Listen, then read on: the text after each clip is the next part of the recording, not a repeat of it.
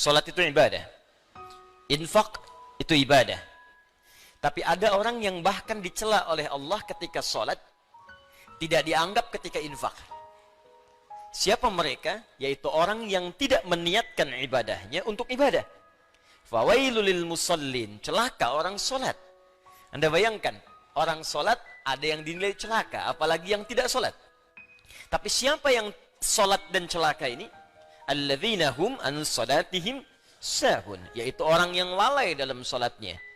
Lalai yang dimaksudkan apa? Apakah lalai ini lupa rakaat? Apakah lalai ini melambat-lambatkan salat? Ternyata definisi lalai yang pertama yang disebutkan di ayat ini, teruskan ayatnya, alladzina hum yuraun. Pertama yang lalai dalam niatnya. Lalai dalam niatnya. Seorang yang ibadah, motivasinya ingin dilihat Allah. Ini yang paling pertama dari niat. Ketika seorang ibadah, maka keinginannya dilihat oleh Allah. Itu yang disebut dengan ihsan namanya. Hadis Muslim, nomor hadis yang ke-8. An ta'budallaha ka'annaka tarah, fa illam takun tarahu fa innahu yarak.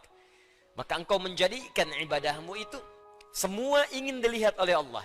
Walaupun engkau tak mampu melihatnya, maka engkau yakin kau diperhatikan oleh Allah subhanahu wa ta'ala. Ingin dilihat oleh Allah, disebut ihsan sifatnya. Orangnya disebut muhsin. Ingin dilihat oleh makhluk, salah niat, maka disebut riya namanya. Alladzina hum yura'un. Maka terlihat seperti ibadah, tapi disebut celaka oleh Allah subhanahu wa ta'ala karena gagalnya niat. Demikian infak. Orang yang infak dengan tujuan bukan karena ibadah, hanya ingin dilihat oleh orang lain, maka disebut oleh Allah seperti orang yang bekerja tapi tak ada nilai. Seperti mengumpulkan pasir-pasir yang lembut lalu dihempas oleh buih-buih air yang kemudian menghabiskannya. Quran surah kedua Al-Baqarah ayat 264. Ya ayyuhalladzina amanu la tubtilu sadaqatikum bil manni wal adza kalladzi yunfiqu malahu ria'an nas.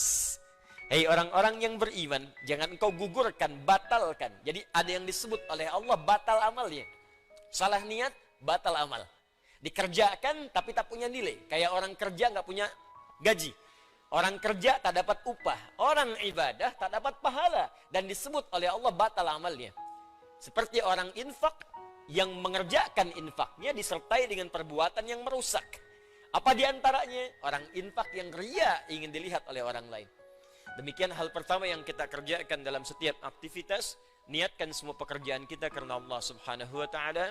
Termasuk dalam mengikuti ta'lim yang kita hadirkan pada malam hari ini. Dengan niat yang ikhlas maka sempurna ilmu akan diberikan kepada kita.